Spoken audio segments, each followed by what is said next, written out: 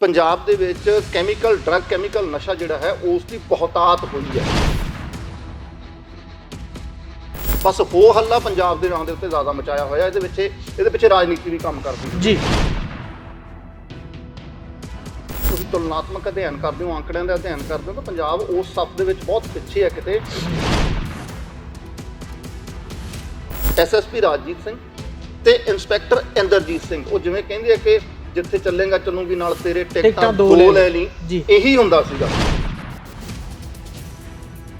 ਇਹ ਕਦੇ ਵੀ ਸੰਭਵ ਨਹੀਂ ਹੋ ਸਕਦਾ ਕਿ ਵੱਡੇ ਪੁਲਿਸ ਪੋਲੀਟੀਸ਼ੀਅਨਸ ਗੱਠਜੋੜ ਤੋਂ ਬਿਨਾਂ ਇਹ ਸੰਭਵ ਹੀ ਨਹੀਂ ਹੈ ਕਿ ਪੰਜਾਬ ਦੇ ਵਿੱਚ ਜਾਂ ਕਿਸੇ ਵੀ ਸੂਬੇ ਦੇ ਵਿੱਚ ਨਸ਼ੇ ਦਾ ਕਾਰੋਬਾਰ ਇਸ ਵੱਡੇ ਪੱਧਰ ਦੇ ਉੱਤੇ ਚਲਿਆ ਜਾਵੇ। ਰਾਜਜੀਤ ਸਿੰਘ ਹੁੰਦਲ ਹੋਰਾਂ ਦੇ ਉੱਤੇ ਵੱਡੀ ਕਾਰਵਾਈ ਕੀਤੀ ਗਈ ਹੈ। ਉਹਨਾਂ ਨੂੰ ਉਹਨਾਂ ਦੇ ਤੁਰੰਤ ਪ੍ਰਭਾਵ ਨਾਲ ਉਹਨਾਂ ਦੇ ਅਹੁਦੇ ਤੋਂ ਬਰਖਾਸਤ ਕਰ ਦਿੱਤਾ ਗਿਆ।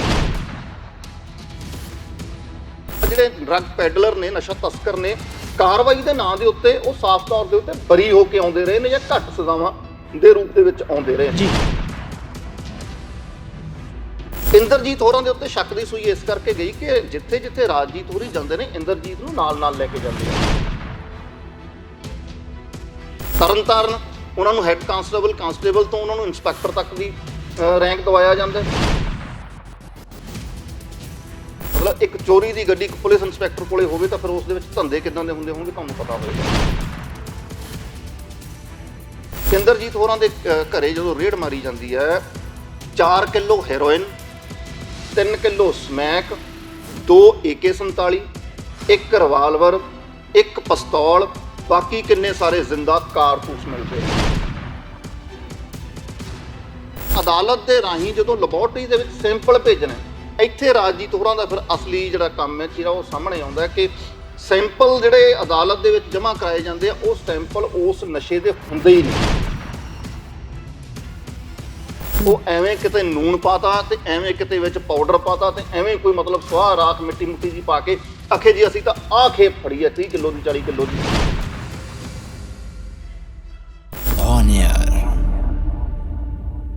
ਦਾ ਇੰਪੈਕਟ ਵਿਦ ਔਨ 에ਅਰ ਭਾਰਤ ਦੇਖ ਰਹੇ ਸਾਰੇ ਦਰਸ਼ਕਾਂ ਦਾ ਸਵਾਗਤ ਹੈ। ਮੈਂ ਹੈਪੀ ਭਗਤਾ। ਪੰਜਾਬ ਸਰਕਾਰ ਵੱਲੋਂ ਨਸ਼ੇ ਵਾਲੇ ਮਾਮਲੇ ਵਿੱਚ ਬਹੁਤ ਵੱਡੀ ਕਾਰਵਾਈ ਸਾਹਮਣੇ ਆਈ ਹੈ, ਜਿਸ ਦੇ ਵਿੱਚ ਵੱਡੇ ਪੁਲਿਸ ਅਧਿਕਾਰੀਆਂ ਦਾ ਨਾਮ ਤੇ ਉਹਨਾਂ ਦੇ ਚਹੇਤਿਆਂ ਦਾ ਨਾਮ ਸਾਹਮਣੇ ਆ ਰਿਹਾ ਹੈ। ਇਸ ਤੇ ਚਰਚਾ ਕਰਨ ਲਈ ਸਾਡੇ ਨਾਲ ਨੇ ਪ੍ਰਿੰਸ ਭਾਰਤਵਾਜ। ਸਵਾਗਤ ਹੈ ਜੀ। ਸ਼ੁਕਰੀਆ ਹੈਪੀ ਜੀ। ਪ੍ਰਿੰਸ ਜੀ, ਜੋ ਕਾਰਵਾਈ ਹੋਈ ਹੈ ਚੰਗੀ ਗੱਲ ਹੈ, ਕਾਰਵਾਈਆਂ ਹੋਣੀਆਂ ਚਾਹੀਦੀਆਂ। ਨਸ਼ੇ ਨੂੰ ਰੋਕਣਾ ਚਾਹੀਦਾ। ਜਿੱਥੇ ਪੰਜਾਬ ਦਾ ਨਾਮ ਪੂਰੀ ਦੁਨੀਆ 'ਚ ਇਸ ਕਰਕੇ ਬਦਨਾਮ ਕੀਤਾ ਜਾਂਦਾ ਹੈ ਕਿ ਨਸ਼ਾ ਬਹੁਤਾਤ ਮਾਤਰਾ 'ਚ ਪੰਜਾਬ ਦੇ ਵਿੱਚ ਹੈ। ਅੱਜ ਕਾਰਵਾਈ ਹੋਈ ਹੈ, ਪੁਲਿਸ ਅਧਿਕਾਰੀ, ਵੱਡੇ ਪੁਲਿਸ ਅਧਿਕਾਰੀ ਤੇ ਉਹਨਾਂ ਦੇ ਚਹੇਤੇ, ਉਹਨਾਂ ਦੇ ਨਾਮ ਸਾਹਮਣੇ ਆ ਰਹੇ ਨੇ। ਬਹੁਤ ਇੰਪੋਰਟੈਂਟ ਹੈ ਜਿਹੜੀ ਗੱਲ ਤੁਸੀਂ ਆਖੀ ਕਿ ਪੰਜਾਬ ਦਾ ਨਾਮ ਬਦਨਾਮ ਹੈ ਨਾ ਨਸ਼ੇ ਵਾਲੇ ਮਾਮਲੇ ਨੂੰ ਲੈ ਕੇ ਪੂਰੀ ਦੁਨੀਆ ਦੇ ਵਿੱਚ। ਹਾਲਾਂਕਿ ਇਹ ਤੱਥ ਕਿਸੇ ਤੋਂ ਲੁਕਿਆ ਨਹੀਂ। ਜਦੋਂ ਤੁਸੀਂ ਤੁਲਨਾਤਮਕ ਅਧਿਐਨ ਕਰਦੇ ਹੋ, ਅੰਕੜਿਆਂ ਦਾ ਅਧਿਐਨ ਕਰਦੇ ਹੋ ਤਾਂ ਪੰਜਾਬ ਉਸ ਸਫ਼ ਦੇ ਵਿੱਚ ਬਹੁਤ ਪਿੱਛੇ ਹੈ ਕਿਤੇ। ਜਿਹੜੇ ਨਸ਼ਿਆਂ ਵਾਲੇ ਇਲਜ਼ਾਮ ਸਾਡੇ ਤੇ ਲੱਗਦੇ ਨੇ। ਸੂਬਿਆਂ ਦੀ ਗੱਲ ਕਰੀਏ ਤਾਂ ਭਾਰਤ ਦੇ ਵਿੱਚ ਬਹੁਤ ਸਾਰੇ ਸੂਬੇ ਐਸੇ ਨੇ ਜਿਨ੍ਹਾਂ ਦੇ ਵਿੱਚ ਕੈਮੀਕਲ ਡਰੱਗ ਜਿਹੜਾ ਹੈ, ਜਿਹਨੂੰ ਆਪਾਂ ਚਿੱਟਾ ਜਾਂ ਹੈਰੋਇਨ ਕਹਿ ਦਿੰਦੇ ਹਾਂ, ਇਸ ਤੋਂ ਪਹਿਲਾਂ ਸਮੈਕ ਆਉਂਦੀ ਸੀ, ਉਸ ਦਾ ਅਗਲੇਰਾ ਸੋਧਿਆ ਹੋਇਆ ਰੂਪ ਹੈ ਨਾ, ਉਹ ਬਹੁਤ ਜ਼ਿਆਦਾ ਕੰਜ਼ਿਊਮ ਕੀਤੀ ਜਾਂਦੀ ਹੈ, 2 ਨੰਬਰ ਦੇ ਵਿੱਚ ਵਰਤੀ ਜਾਂਦੀ ਹੈ। ਬਹੁਤ ਸਾਰੀਆਂ ਸਟੇਟਾਂ ਐਸੀਆਂ ਨੇ ਖਾਸ ਤੌਰ ਦੇ ਉੱਤੇ ਜਿੱਥੇ ਜਿਹੜੇ ਟੂਰਿਸਟ ਨੇ ਜਾਂ ਪਰਯਟਕ ਨੇ ਜਿਹੜੇ ਉਹ ਬਹੁਤ ਵੱਡੀ ਗਿਣਤੀ ਦੇ ਵਿੱਚ ਆਉਂਦੇ ਨੇ। ਬਸ ਹੋ ਹੱਲਾ ਪੰਜਾਬ ਦੇ ਨਾਂ ਦੇ ਉੱਤੇ ਜ਼ਿਆਦਾ ਮਚਾਇਆ ਹੋਇਆ। ਇਹਦੇ ਪਿੱਛੇ ਰਾਜਨੀਤੀ ਵੀ ਕੰਮ ਕਰਦੀ ਹੁੰਦੀ ਹੈ। ਤੁਹਾਨੂੰ ਪਤਾ ਕਿ ਰਾਜਨੀਤੀ ਨੇ ਆਪਣੇ ਆਪ ਨੂੰ ਸਾਧਣ ਦੇ ਲਈ, ਰਾਜਨੀਤੀ ਨੇ ਆਪਣੇ ਫਾਇਦਿਆਂ ਦੇ ਲਈ ਕਿਸੇ ਵੀ ਸੂਬੇ ਨੂੰ ਜਦੋਂ ਬਦਨਾਮ ਕਰਨਾ, ਖਾਸ ਤੌਰ ਦੇ ਉੱਤੇ ਉਹ ਸੂਬਾ ਹੈਪੀ ਜੀ ਜਿਹੜਾ ਸੂਬਾ ਗਲਤ ਨੂੰ ਗਲਤ ਤੇ ਠੀਕ ਨੂੰ ਠੀਕ ਕਹਿਣਾ ਜਾਣਦਾ, ਔਰ ਉਹ ਸੂਬਾ ਜਿਹਨੇ ਵੱਡਾ ਕਿਸਾਨੀ ਅੰਦੋਲਨ ਸਿਰਜਿਆ ਔਰ ਕੇਂਦਰ ਸਰਕਾਰ ਦੀ ਆਪਾਂ ਇੱਕ ਸਿੱਧੇ ਤਰੀਕੇ ਨਾਲ ਕਹਿ ਸਕਦੇ ਹਾਂ ਕਿ ਉਸ ਨੂੰ ਝੁਕਾ ਕੇ ਵਾਪਸ ਆਏ। ਹੋਰ ਵੀ ਕਈ ਸਾਰੇ ਮੁੱਦੇ, ਬੋਲੀਆਂ ਦਾ ਮੁੱਦਾ ਹੋਵੇ, ਪਾਣੀਆਂ ਦਾ ਮੁੱਦਾ ਹੋਵੇ, ਸੋ ਪੰਜਾਬ ਉਹਦੇ ਉੱਤੇ ਸਟੈਂਡ ਲੈਂਦਾ ਜੀ। ਪਰੰਤੂ ਇਸ ਸੱਚਾਈ ਤੋਂ ਵੀ ਅਸੀਂ ਮੁਨਕਰ ਨਹੀਂ ਹੋ ਸਕਦੇ ਕਿ ਪੰਜਾਬ ਦੇ ਵਿੱਚ ਪਿਛਲੇ 15 ਸਾਲਾਂ ਦਾ ਜਦੋਂ ਅਸੀਂ ਅਧਿਐਨ ਕਰਦੇ ਹਾਂ ਤਾਂ ਪੰਜਾਬ ਦੇ ਵਿੱਚ ਕੈਮੀਕਲ ਡਰੱਗ ਕੈਮੀਕਲ ਨਸ਼ਾ ਜਿਹੜਾ ਹੈ ਉਸ ਦੀ ਬਹੁਤਾਤ ਹੋਈ ਹੈ ਜੀ। ਉਸ ਬਹੁਤਾਤ ਦੇ ਪਿੱਛੇ ਇਹ ਤਾਂ ਹੈ ਨਹੀਂ ਕਿ ਜਿਹੜੇ ਛੋਟੇ ਮੋਟੇ ਡਰੱਗ ਪੈਡਲਰ ਨੇ, ਛੋਟੇ ਮੋਟੇ ਜਿਹੜੇ ਤਸਕਰ ਨੇ, ਸਿਰਫ ਉਹੀ ਨਸ਼ੇ ਦਾ ਕਾਰੋਬਾਰ ਕਰਕੇ ਨਸ਼ੇ ਨੂੰ ਘਰ ਤੱਕ ਪਹੁੰਚਾ ਰਹੇ ਨੇ ਜਾਂ ਪੰਜਾਬ ਦੀ ਨੌਜਵਾਨੀ ਤੱਕ ਪਹੁੰਚਾ ਰਹੇ ਨੇ। ਇਹ ਕਦੇ ਵੀ ਸੰਭਵ ਨਹੀਂ ਹੋ ਸਕਦਾ ਕਿ ਵੱਡੇ ਪੁਲਿਸ ਪੋਲੀਟੀਸ਼ੀਅਨਸ ਗੱਠਜੋੜ ਤੋਂ ਬਿਨਾਂ ਇਹ ਸੰਭਵ ਹੀ ਨਹੀਂ ਹੈ ਕਿ ਪੰਜਾਬ ਦੇ ਵਿੱਚ ਜਾਂ ਕਿਸੇ ਵੀ ਸੂਬੇ ਦੇ ਵਿੱਚ ਨਸ਼ੇ ਦਾ ਕਾਰੋਬਾਰ ਇਸ ਵੱਡੇ ਪੱਧਰ ਦੇ ਉੱਤੇ ਚਲਿਆ ਜਾਵੇ। ਜਿੱਥੇ ਪੰਜਾਬ ਦੇ ਵਿੱਚ ਹੈਪੀ ਜੀ ਹਰ ਰੋਜ਼ 4-5 ਤਸਵੀਰਾਂ ਜ਼ਰੂਰ ਦੇਖਣ ਨੂੰ ਮਿਲਦੀਆਂ ਨੇ ਕਿ ਨਸ਼ੇ ਦੀ ਸਿਰਿੰਜ ਜਿਹੜੀ ਟੀਕ ਆ ਉਹ ਵਿੱਚ ਹੀ ਲੱਗਿਆ ਰਹਿ ਗਿਆ ਤੇ ਨੌਜਵਾਨ ਉੱਥੇ ਹੀ ਮਰ ਗਿਆ, ਸਿਰਿੰਜ ਵੀ ਕੱਢਣ ਦਾ ਮੌਕਾ ਨਹੀਂ ਮਿਲਿਆ। ਇਹ ਤਸਵੀਰਾਂ ਲਗਾਤਾਰ ਆ ਰਹੀਆਂ ਨੇ ਔਰ ਇਹਨਾਂ ਤਸਵੀਰਾਂ ਤੋਂ ਨਿਜ਼ਾਤ ਪਾਉਣ ਦੇ ਲਈ, ਖਹਿੜਾ ਛੁਡਾਉਣ ਦੇ ਲਈ, ਪੰਜਾਬ ਦਾ ਅਕਸ ਠੀਕ ਕਰਨ ਦੇ ਲਈ ਇੱਕ ਸਪੈਸ਼ਲ ਇਨਵੈਸਟੀਗੇਸ਼ਨ ਟੀਮ ਬਣਾਈ ਗਈ ਸੀ ਜੀ। ਅੱਜ ਜਿਹੜੀ ਕਾਰਵਾਈ ਹੋਈ ਹੈ, ਪਹਿਲਾਂ ਉਹ ਅੱਜ ਦੀ ਕਾਰਵਾਈ ਦੇ ਉੱਤੇ ਦੱਸ ਦੇਵਾਂ ਕਿ ਪੰਜਾਬ ਦੇ ਮੁੱਖ ਮੰਤਰੀ ਮਾਨਯੋਗ ਭਗਵੰਤ ਸਿੰਘ ਮਾਨ ਹੋਰਾਂ ਕੋਲੇ ਥੋੜੇ ਦਿਨ ਪਹਿਲਾਂ ਸੀਲਬੰਦ ਲਿਫਾਫੇ ਦੇ ਵਿੱਚ ਰਿਪੋਰਟਾਂ ਪਹੁੰਚੀਆਂ ਸੀਗੀਆਂ।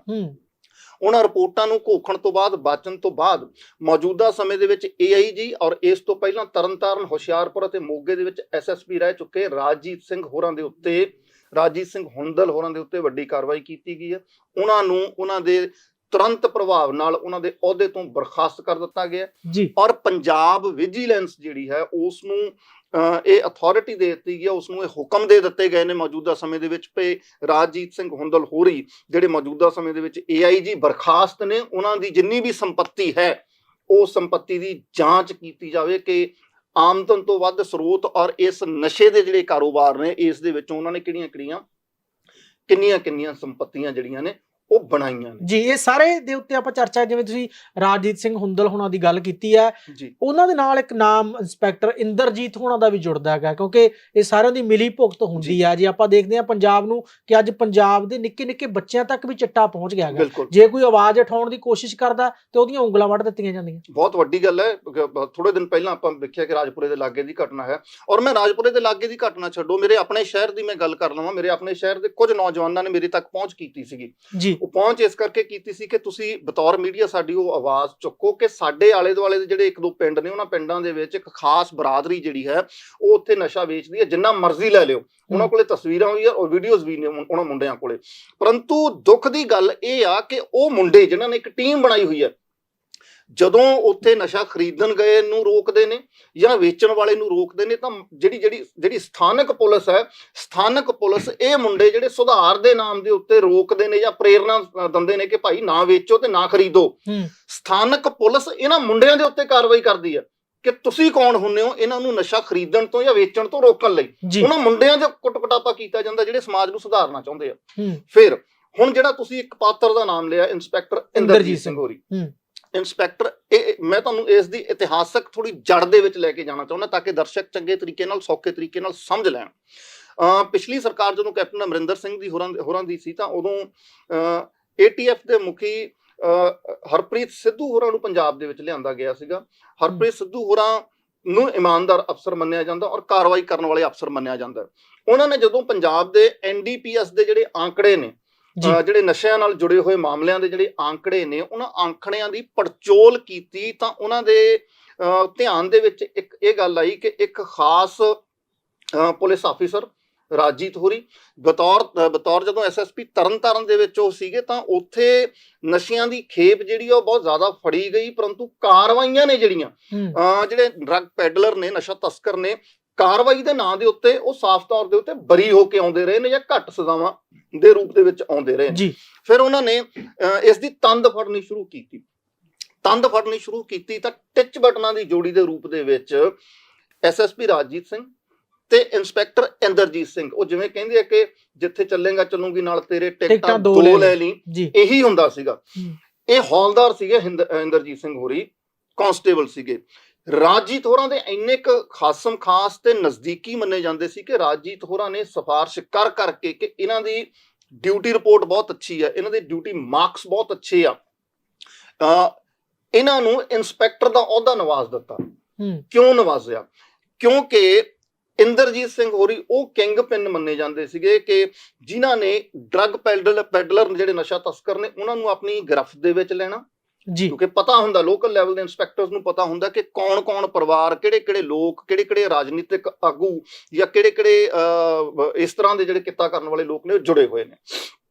ਇੰਦਰਜੀਤ ਹੋਰਾਂ ਦੇ ਉੱਤੇ ਸ਼ੱਕ ਦੀ ਸੂਈ ਇਸ ਕਰਕੇ ਗਈ ਕਿ ਜਿੱਥੇ ਰਾਜਜੀਤ ਹੋਰੀ ਜਾਂਦੇ ਨੇ, ਇੰਦਰਜੀਤ ਨੂੰ ਨਾਲ ਲੈ ਕੇ ਜਾਂਦੇ ਆ। ਤਰਨਤਾਰਨ ਉਹਨਾਂ ਨੂੰ ਹੈੱਡ ਕਾਂਸਟੇਬਲ ਤੋਂ ਉਹਨਾਂ ਨੂੰ ਇੰਸਪੈਕਟਰ ਤੱਕ ਦੀ ਰੈਂਕ ਦਵਾਇਆ ਜਾਂਦਾ। ਹੁਸ਼ਿਆਰਪੁਰ ਆਉਂਦੇ ਆ ਤਾਂ ਹੁਸ਼ਿਆਰਪੁਰ ਵੀ ਉਹ ਨਾਲ ਪਹੁੰਚਦੇ ਆ, ਬਲਕਿ ਸਿਫਾਰਿਸ਼ ਕਰਕੇ ਜਾਂਦੇ ਆ। ਜਦੋਂ ਆਪ ਟ੍ਰਾਂਸਫਰ ਹੋ ਜਾਂਦਾ ਰਾਜਜੀਤ ਹੋਰਾਂ ਦਾ ਤਾਂ ਜਿਹੜਾ ਪਿੱਛੋਂ ਕੋਈ ਆਫੀਸਰ ਆਉਂਦਾ ਉਹਨੂੰ ਇਹ ਸਿਫਾਰਿਸ਼ ਕਰਕੇ ਜਾਂਦੇ ਆ ਕਿ ਭਾਈ ਇਹ ਬਹੁਤ ਚੰਗਾ ਇੰਸਪੈਕਟਰ ਹੈ, ਡਿਊਟੀ ਦਾ ਬਹੁਤ ਪੱਕਾ ਤੇ ਇਸ ਨੂੰ ਤੁਸੀਂ ਮਤਲਬ ਥਾਪੜਾ ਦੇ ਕੇ ਰੱਖਣਾ।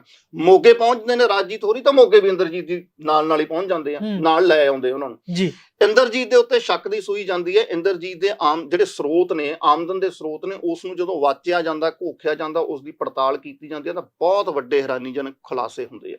ਖੁਲਾਸਿਆਂ ਦੇ ਵਿੱਚ ਕੁਝ ਇੱਕ ਕਾਰਾਂ ਜਿਹੜੀਆਂ ਲਗਜ਼ਰੀ SUV ਵੱਡੀਆਂ ਕਾਰਾਂ 40-45 ਲੱਖ ਰੁਪਏ ਦੀਆਂ ਕਾਰਾਂ, ਉਹ ਕਾਰਾਂ ਮੋਗੇ ਤੋਂ ਲੁਧਿਆਣੇ ਦੇ ਦਰਮਿਆਨ ਜਦੋਂ ਉਹਨਾਂ ਦੀ ਡਿਊਟੀ ਉੱਥੇ ਆ ਅਕਸਰ ਘੁੰਮਦੀਆਂ ਦੇਖੀਆਂ ਜਾਂਦੀਆਂ। ਕਾਰ ਦਾ ਅਸਲੀ ਨੰਬਰ ਲਾ ਕੇ ਉਸ ਦੇ ਉੱਤੇ ਕੋਈ ਜਾਲੀ ਨੰਬਰ ਲਾਇਆ ਹੁੰਦਾ। ਇੱਕੋ ਨੰਬਰ ਦੀਆਂ 2 ਕਾਰਾਂ ਸ਼ਹਿਰ ਦੇ ਵਿੱਚ ਘੁੰਮਦੀਆਂ ਹੋਈਆਂ ਨਜ਼ਰ ਆਉਂਦੀਆਂ ਨੇ। ਉਸ ਕਾਰ ਦਾ ਇੰਸਪੈਕਟਰ ਇੰਦਰਜੀਤ ਹੋਰਾਂ ਦੀ ਜਿਹੜੀ ਲਗਜ਼ਰੀ ਕਾਰ ਆ ਉਸ ਦਾ ਮੋਗੇ ਦੇ ਲਾਗੇ ਕਿਤੇ ਐਕਸੀਡੈਂਟ ਹੁੰਦਾ, ਉਦੋਂ ਫਿਰ ਘੋਖ ਪੜਤਾਲ ਕੀਤੀ ਜਾਂਦੀ ਹੈ ਕਿ ਆਹ ਨੰਬਰ ਜਿਹੜਾ ਇਸ ਕਾਰ ਦੇ ਉੱਤੇ ਲੱਗਿਆ ਹੋਇਆ, ਇਸ ਨੰਬਰ ਦੀ ਗੱਡੀ ਤਾਂ ਪਹਿਲਾਂ ਵੀ ਰਜਿਸਟਰਡ ਹੈ, ਬਿਲਕੁਲ ਕਿਸੇ ਹੋਰ ਨੰਬਰ ਦੇ ਉਸੇ ਨੰਬਰ ਦੀ ਗੱਡੀ ਇੱਕ ਹੋਰ ਰਜਿਸਟਰਡ ਹੈ, ਤੇ ਫਿਰ ਉਸ ਦੀ ਘੋਖ ਪੜਤਾਲ ਕੀਤੀ ਜਾਂਦੀ ਹੈ ਕਿ ਇਹ ਗੱਡੀ ਤਾਂ ਚੋਰੀ ਕੀਤੀ ਹੋਈ ਹੈ। ਮਤਲਬ ਇੱਕ ਚੋਰੀ ਦੀ ਗੱਡੀ ਇੱਕ ਪੁਲਿਸ ਇੰਸਪੈਕਟਰ ਕੋਲੇ ਹੋਵੇ ਤਾਂ ਫਿਰ ਉਸ ਦੇ ਵਿੱਚ ਧੰਦੇ ਕਿੱਦਾਂ ਦੇ ਹੁੰਦੇ ਹੋਣਗੇ ਤੁਹਾਨੂੰ ਪਤਾ ਹੋਏਗਾ।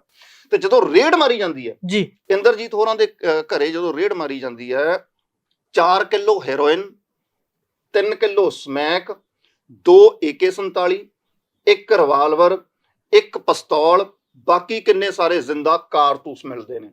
AK-47 ਉਹ ਲਾਇਸੈਂਸੀ ਤਾਂ ਹੈ ਨਹੀਂ, ਉਹ ਤਾਂ 2 ਨੰਬਰ ਦਾ ਵੈਪਨ ਹੈ।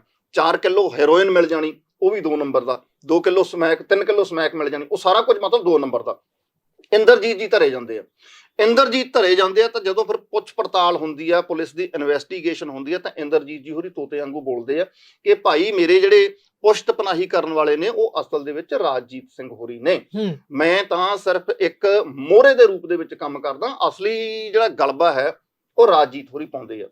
ਕੰਮ ਕਰਨ ਦਾ ਤਰੀਕਾ ਕੀ ਮੰਨਿਆ ਜਾਂਦਾ? ਕੰਮ ਕਰਨ ਦਾ ਤਰੀਕਾ ਕਹਿੰਦੇ ਇਹ ਮੰਨਿਆ ਜਾਂਦਾ ਵੀ ਮੰਨ ਲਓ ਕਿ ਫੜ ਲਿਆ ਕਿਸੇ ਨਸ਼ਾ ਤਸਕਰ ਨੂੰ, ਉਹਦੇ ਕੋਲੋਂ 10 ਕਿਲੋ ਜਿਹੜੀ ਹੈਰੋਇਨ ਆ ਉਹ ਜਾਂ 20 ਕਿਲੋ ਜਿਹੜੀ ਹੈਰੋਇਨ ਆ ਖੇਪ ਉਹ ਫੜੀ ਗਈ ਜੀ, ਉਹ ਖੇਪ ਫੜੀ ਗਈ, ਉਸ ਦਾ ਫਿਰ ਸੌਦਾ ਹੁੰਦਾ। ਸੌਦਾ ਇਹ ਹੁੰਦਾ ਕਿ ਭਾਈ ਤੁਸੀਂ ਸਾਨੂੰ 1 ਕਰੋੜ ਰੁਪਈਆ, 50 ਲੱਖ ਰੁਪਈਆ, ABC ਜਿੰਨਾ ਵੀ ਪੈਸਾ ਹੈ ਉਹ ਪੈਸਾ ਤੁਸੀਂ ਸਾਨੂੰ ਦੇਣਾ। ਪੈਸਾ ਵੀ ਲੈ ਲਿਆ, ਡਰੱਗ ਵੀ ਆਪਣੇ ਕੋਲੇ ਰੱਖ ਲਈ। ਅਗਲੀ ਗੱਲ, ਅਦਾਲਤ ਦੇ ਰਾਹੀਂ ਜਦੋਂ ਲੈਬੋਰਟਰੀ ਦੇ ਵਿੱਚ ਸੈਂਪਲ ਭੇਜਣਾ, ਇੱਥੇ ਰਾਜਜੀਤ ਹੋਰਾਂ ਦਾ ਫਿਰ ਅਸਲੀ ਜਿਹੜਾ ਕੰਮ ਹੈ ਚੀਰਾ ਉਹ ਸਾਹਮਣੇ ਆਉਂਦਾ ਕਿ ਸੈਂਪਲ ਜਿਹੜੇ ਅਦਾਲਤ ਦੇ ਵਿੱਚ ਜਮ੍ਹਾਂ ਕਰਾਏ ਜਾਂਦੇ ਆ ਉਹ ਸੈਂਪਲ ਉਸ ਨਸ਼ੇ ਦੇ ਹੁੰਦੇ ਹੀ ਨਹੀਂ। ਉਹ ਐਵੇਂ ਕਿਤੇ ਨੂਣ ਪਾਤਾ ਤੇ ਐਵੇਂ ਕਿਤੇ ਵਿੱਚ ਪਾਊਡਰ ਪਾਤਾ ਤੇ ਐਵੇਂ ਕੋਈ ਮਤਲਬ ਸਵਾਹ ਰਾਖ ਮਿੱਟੀ ਮੁੱਟੀ ਜੀ ਪਾ ਕੇ ਆਖੇ ਜੀ ਅਸੀਂ ਤਾਂ ਆਹ ਖੇਪ ਫੜੀ ਹੈ 30 ਕਿਲੋ ਦੀ, 40 ਕਿਲੋ ਦੀ। ਅਦਾਲਤ ਉਸ ਸੈਂਪਲ ਨੂੰ ਲੈਬੋਰਟਰੀ ਦੇ ਵਿੱਚ ਭੇਜਦੀ ਆ। ਪੰਜਾਬ ਦੇ ਵਿੱਚ 2 ਹੀ ਲੈਬਸ ਨੇ ਜਿੱਥੇ ਟੈਸਟ ਹੁੰਦੀ ਹੈ। ਇੱਕ ਆਪਣੇ ਲਾਗੇ ਜਿਹੜੀ ਲੈਬ ਆ ਉਹ ਖਰੜ ਦੇ ਵਿੱਚ ਜੀ। ਲੈਬ ਦੇ ਵਿੱਚ ਜਦੋਂ ਉਹ ਸੈਂਪਲ ਪਹੁੰਚਦਾ ਉਹ 'ਚ ਹੈ ਹੀ ਕੱਖ ਨਹੀਂ। ਜਦੋਂ ਨਸ਼ਾ ਨਾਂ ਦੇ ਉਸ ਦੇ ਵਿੱਚ ਕੋਈ ਚੀਜ਼ ਹੀ ਨਹੀਂ, ਉਹਦੇ ਵਿੱਚ ਤਾਂ ਟੈਲਕਮ ਪਾਊਡਰ ਪਾਇਆ ਹੋਇਆ, ਉਹਦੇ ਵਿੱਚ ਤਾਂ ਉਹ ਜਿਹੜਾ ਅੱਜ ਕੱਲ ਗਰਮੀ ਦਾ ਮੌਸਮ ਆ ਗਿਆ ਠੰਡਾ ਠੰਡਾ ਕੂਲ ਵਾਲਾ ਪਾਊਡਰ ਪਾਇਆ ਹੋਇਆ, ਤਾਂ ਸੈਂਪਲ ਨੇ ਆਪ ਹੀ ਫੇਲ ਹੋ ਜਾਣਾ। ਸੈਂਪਲ ਫੇਲ, ਨਸ਼ਾ ਤਸਕਰ ਨਾਲ ਸੌਦਾ ਹੋਇਆ ਹੋਇਆ, ਪੈਸੇ ਆਏ ਹੋਏ ਨੇ, ਤਾਂ ਕੇਸ ਕਿਤੇ ਅਦਾਲਤ ਦੇ ਵਿੱਚ ਖੜਦਾ ਨਹੀਂ ਤੇ ਅਗਲੇ ਬਾਇਜ਼ਤ ਬਰੀ ਹੋ ਕੇ ਫੁਰ ਜਾਂਦੇ ਆ ਜੀ। ਅੱਜ ਜਿਹੜੀ ਕਾਰਵਾਈ ਕੀਤੀ ਹੈ, ਮਤਲਬ ਇਹ ਸਾਰਾ ਨੈਕਸਸ ਐਂ ਚੱਲ ਰਿਹਾ ਸੀਗਾ।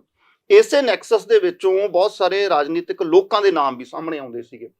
ਹੁਣ ਜਿੱਦਣ ਦੀਆਂ ਇਹ ਸੀਲਬੰਦ ਰਿਪੋਰਟਾਂ ਮਾਨਯੋਗ ਮੁੱਖ ਮੰਤਰੀ ਹੋਣਾ ਕੋਲੇ ਗਈਆਂ ਸੀਗੀਆਂ, ਉਦੋਂ ਤੋਂ ਇਹ ਆਸ ਜਤਾਈ ਜਾ ਰਹੀ ਸੀ, ਕੁਝ ਕਨਸੂਆਂ ਮਿਲੀਆਂ ਸੀ ਪਹਿਲਾਂ ਕਿ ਕਿਸੇ ਵੱਡੇ ਪੁਲਿਸ ਅਧਿਕਾਰੀ ਦਾ ਨਾਂ ਵਿੱਚ ਆਇਆ ਹੀ ਨਹੀਂ ਹੈਗਾ। ਪਰੰਤੂ ਅੱਜ ਦੀ ਜਿਹੜੀ ਕਾਰਵਾਈ ਆ ਉਸ ਕਾਰਵਾਈ ਤੋਂ ਇਹ ਸਪਸ਼ਟ ਹੁੰਦਾ ਕਿ ਮੌਜੂਦਾ ਪੰਜਾਬ ਸਰਕਾਰ ਇਸ ਮਾਮਲੇ ਦੇ ਵਿੱਚ, ਨਸ਼ੇ ਦੇ ਮਾਮਲੇ ਦੇ ਵਿੱਚ ਘੱਟੋ ਘੱਟ ਬਹੁਤ ਸੁਹਿਰਦਤਾ ਨਾਲ ਕੰਮ ਕਰ ਰਹੀ ਹੈ। ਐਡੇ ਵੱਡੇ ਅਫਸਰ ਦੇ ਉੱਤੇ ਗਾਜ ਡਿੱਗਣੀ, ਉਸ ਦੀ ਬਰਖਾਸਤਗੀ ਹੋਣੀ, ਉਸ ਦੇ ਆਮਦਨ ਦੇ ਸਰੋਤਾਂ ਦੀ ਵਿਜੀਲੈਂਸ ਜਾਂਚ ਦੇ ਹੁਕਮ ਹੋ ਜਾਣੇ।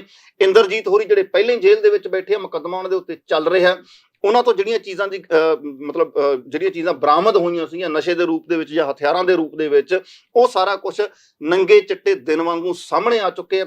ਹੁਣ ਇਹ ਵੇਖਣਾ ਹੋਏਗਾ ਹੈਪੀ ਭਗਤਾ ਜੀ ਕਿ ਆਉਣ ਵਾਲੇ ਦਿਨਾਂ ਦੇ ਵਿੱਚ ਇਹਨਾਂ ਹੀ ਜਿਹੜੀਆਂ ਸੀਲਬੰਦ ਰਿਪੋਰਟਾਂ ਦੇ ਵਿੱਚੋਂ ਹੋਰ ਕਿਹੜੇ ਅਫਸਰ ਸਾਹਮਣੇ ਆਉਂਦੇ ਆ, ਕਿਉਂਕਿ ਇਕੱਲਾ ਇਹ ਤਾਂ ਹੋ ਨਹੀਂ ਸਕਦਾ ਕਿ ਸਿਰਫ ਇਹ 2 ਅਧਿਕਾਰੀ ਜਾਂ ਇਹ ਇੱਕ ਵੱਡਾ ਅਧਿਕਾਰੀ ਸ਼ਾਮਲ ਹੋਵੇ ਜੀ। ਇਹਨਾਂ ਦੇ ਮਦਦਗਾਰ ਵੀ ਹੋਰ ਸ਼ਾਮਲ ਹੋਣਗੇ। ਇਹਨਾਂ ਨੂੰ ਕਿਸੇ ਨਾ ਕਿਸੇ ਰਾਜਨੀਤਿਕ ਆਗੂ ਦੀ ਸ਼ਹਿ ਵੀ ਜ਼ਰੂਰ ਪ੍ਰਾਪਤ ਹੋਏਗੀ। ਹਾਲਾਂਕਿ ਜਿੱਦਾਂ ਮੈਂ ਸ਼ੁਰੂਆਤ ਦੇ ਵਿੱਚ ਕਿਹਾ ਸੀਗਾ ਕਿ ਪੰਜਾਬ ਦਾ ਨਾਮ ਬਦਨਾਮ ਵੱਧ ਹੈ। ਤੁਹਾਨੂੰ ਪਤਾ ਹੋਏਗਾ ਕਿ ਇੱਕ ਪੋਰਟ ਜਿਹੜਾ ਅਦਾਨੀ ਹੋਰਾਂ ਦਾ ਪੋਰਟ ਆ, ਉੱਥੋਂ ਕਿੰਨੀ ਵੱਡੀ ਮਾਤਰਾ ਦੇ ਵਿੱਚ ਖੇਪ ਫੜੀ ਗਈ ਸੀ ਇਸੇ ਚਿੱਟੇ ਦੀ, ਇਸੇ ਹੈਰੋਇਨ ਦੀ। ਪਰੰਤੂ ਉਦੋਂ ਜਿਹੜਾ ਸਾਡਾ ਰਾਸ਼ਟਰੀ ਮੀਡੀਆ ਹੈ, ਨੈਸ਼ਨਲ ਮੀਡੀਆ, ਉਸ ਦੇ ਮੂੰਹ ਦੇ ਵਿੱਚ ਘੁੰਗਣੀਆਂ ਪੈ ਗਈਆਂ ਸੀ, ਮੂੰਹ ਸੀਤੇ ਗਏ ਸੀ। ਕਿਸੇ ਨੇ ਨਾਮ ਤੱਕ ਨਹੀਂ ਲਿਆ ਸੀ ਉਸ ਪਰਿਵਾਰ ਦਾ ਜਾਂ ਉਸ ਬਿਜ਼ਨਸਮੈਨ ਦਾ, ਕਿਉਂਕਿ ਉਹਨਾਂ ਦੀ ਸਿੱਧੀ ਨਜ਼ਦੀਕੀ ਜਿਹੜੀ ਹੈ ਉਹ ਪ੍ਰਧਾਨ ਮੰਤਰੀ ਸ਼੍ਰੀ ਨਰਿੰਦਰ ਮੋਦੀ ਹੋਰਾਂ ਦੇ ਨਾਲ ਮੰਨੀ ਜਾਂਦੀ ਹੈ। ਉਹ ਐਡੀ ਵੱਡੀ ਡਰੱਗ ਦੀ ਖੇਪ ਜਿਹੜੀ ਹੈ ਉਹ ਪਤਾ ਨਹੀਂ ਕਿੱਥੇ ਗਾਇਬ ਹੋ ਗਈ, ਪਤਾ ਨਹੀਂ ਕਿੱਥੇ ਚਲੀ ਗਈ, ਨਾ ਨਾਮ ਸਾਹਮਣੇ ਆਇਆ ਨਾ ਜਾਂਚ ਸਾਹਮਣੇ ਆਈ। ਪਰੰਤੂ ਇਹ ਹੈ ਕਿ ਪੰਜਾਬ ਦੇ ਵਿੱਚ ਇੱਕ ਚੰਗਾ ਸੁਨੇਹਾ ਦੇਣ ਦੀ ਕੋਸ਼ਿਸ਼ ਕੀਤੀ ਹੈ ਮੁੱਖ ਮੰਤਰੀ ਭਗਵੰਤ ਸਿੰਘ ਮਾਨ ਹੋਰਾਂ ਨੇ ਕਿ ਇਸ ਤਰੀਕੇ ਨਾਲ ਜੇਕਰ ਆਲਾ ਅਧਿਕਾਰੀ ਹੀ ਇਹਨਾਂ ਚੀਜ਼ਾਂ ਦੇ ਵਿੱਚ ਸ਼ਾਮਲ ਹੋਣਗੇ ਤਾਂ ਫਿਰ ਤਾਂ ਦੇਸ਼ ਪੰਜਾਬ ਦਾ ਰਾਖਾ ਹੀ ਕੌਣ ਹੋਏਗਾ। ਇਹ ਲੱਗਦਾ ਤੁਹਾਨੂੰ ਕਿ ਰਾਜਨੀਤਿਕ ਲੋਕਾਂ ਦੇ ਨਾਮ ਵੀ ਸਾਹਮਣੇ ਆਉਣਗੇ? ਇਹ ਤਾਂ ਨਹੀਂ ਹੈ ਕਿ ਕਾਂ ਮਾਰ ਕੇ ਟੰਗਿਆ ਗਿਆ ਸਿਰਫ ਇੱਕ? ਇਹ ਮਹੱਤਵਪੂਰਨ ਗੱਲ ਹੈ। ਇਹ ਹੁਣ ਇਹ ਸਵਾਲ ਜਿਹੜਾ ਹੈ ਇਹ ਭਵਿੱਖ ਦੇ ਗਰਭ ਦੇ ਉੱਤੇ ਨਿਰਭਰ ਕਰਦਾ, ਕਿਉਂਕਿ ਕਈ ਵਾਰੀ ਰਾਜਨੀਤਿਕ ਤੌਰ ਦੇ ਉੱਤੇ ਗੱਲਾਂ ਤਾਂ ਬਹੁਤ ਵੱਡੀਆਂ ਕਰ ਦਿੱਤੀਆਂ ਜਾਂਦੀਆਂ ਨੇ ਜਦੋਂ ਵੋਟਾਂ ਲੈਣੀਆਂ ਹੁੰਦੀਆਂ ਨੇ। ਔਰ ਦੂਜੀ ਗੱਲ ਇਹ ਵੀ ਹੈ ਕਿ ਜਲੰਧਰ ਦੀ ਜਿਮਨੀ ਚੋਣ ਵੀ ਆ ਰਹੀ ਹੈ, ਉਹਨਾਂ ਸਾਰੀਆਂ ਚੀਜ਼ਾਂ ਦੇ ਮੱਦੇਨਜ਼ਰ ਵੀ ਰਾਜਨੀਤਿਕ ਜਿਹੜੇ ਵਿਸ਼ਲੇਸ਼ਕ ਨੇ ਉਹ ਇਹਨਾਂ ਕਾਰਵਾਈਆਂ ਨੂੰ ਜੋੜ ਕੇ ਦੇਖਣਗੇ, ਕਿਉਂਕਿ ਉਸ ਇਲਾਕੇ ਦੇ ਵਿੱਚ ਵੀ ਨਸ਼ਾ ਬਹੁਤ ਜ਼ਿਆਦਾ ਹੈਗਾ, ਦੁਆਬੇ ਦੇ ਵਿੱਚ ਵੀ ਨਸ਼ਾ ਬਹੁਤ ਜ਼ਿਆਦਾ। ਹਾਲਾਂਕਿ ਕੋਈ ਵੀ ਏਰੀਆ ਛੁੱਟਿਆ ਨਹੀਂ ਹੈ ਪੰਜਾਬ ਦਾ, ਪਰ ਫਿਰ ਵੀ ਸਾਰੇ ਕਿਤੇ ਹੈਗਾ ਹਨਾ। ਇਹ ਹੁਣ ਦੇਖਣਾ ਹੋਊਗਾ, ਤੁਹਾਡੇ ਵਾਲੀ ਗੱਲ ਕਿ ਕਿਤੇ ਕਾਂ ਮਾਰ ਕੇ ਟੰਗਿਆ ਤਾਂ ਨਹੀਂ ਗਿਆ ਹੈਗਾ। ਜਿਹੜੇ ਅਸਲੀ ਮਗਰਮੱਛ ਨੇ, ਕੀ ਉਹ ਮਗਰਮੱਛ ਜਿਹੜੇ ਰਾਜਨੀਤਿਕ ਰੂਪ ਦੇ ਵਿੱਚ ਸਾਹਮਣੇ ਹੋ ਸਕਦੇ ਨੇ, ਕੀ ਉਹ ਸਾਹਮਣੇ ਆਉਣਗੇ? ਇਹ ਤਾਂ ਹੁਣ ਅਗਲੇਰੀ ਮਤਲਬ ਜਿਹੜੀ ਜਾਂਚ ਹੈ ਜਾਂ ਅਗਲੇਰੀਆਂ ਜਿਹੜੀਆਂ ਕਾਰਵਾਈਆਂ ਨੇ ਉਸ ਦੇ ਬਾਬਤ ਆਪਾਂ ਪਹਿਲਾਂ ਕੋਈ ਕਿਆਸ ਰਾਏ ਨਹੀਂ ਲਗਾ ਸਕਦੇ, ਪਰ ਉਮੀਦ ਕਰ ਸਕਦੇ ਹਾਂ ਕਿ ਜਿੱਦਾਂ ਇਹ ਇੱਕ ਚੰਗਾ ਮੈਸੇਜ ਦੇਣ ਦੀ ਕੋਸ਼ਿਸ਼ ਕੀਤੀ ਹੈ ਮੁੱਖ ਮੰਤਰੀ ਸਾਹਿਬ ਨੇ, ਆਉਣ ਵਾਲੇ ਦਿਨਾਂ ਦੇ ਵਿੱਚ ਜੇਕਰ ਕੋਈ ਰਾਜਨੀਤਿਕ ਵਿਅਕਤੀ ਏਦਾਂ ਇਸ ਤਰ੍ਹਾਂ ਦੇ ਡਰੱਗ ਰੈਕਟ ਦੇ ਵਿੱਚ ਸ਼ਾਮਲ ਪਾਇਆ ਜਾਂਦਾ ਹੈ ਤਾਂ ਉਹ ਜ਼ਰੂਰ ਇਮਾਨਦਾਰੀ ਨਾਲ ਮੁੱਖ ਮੰਤਰੀ ਸਾਹਿਬ ਜਾਂ ਇਮਾਨਦਾਰੀ ਨਾਲ ਪੰਜਾਬ ਸਰਕਾਰ ਉਸ ਨੂੰ ਸਾਹਮਣੇ ਲੈ ਕੇ ਆਵੇਗੀ। ਜੀ ਸ਼ੁਕਰੀਆ ਪ੍ਰਿੰਸ ਜੀ। ਸ਼ੁਕਰੀਆ ਹੈਪੀ ਜੀ।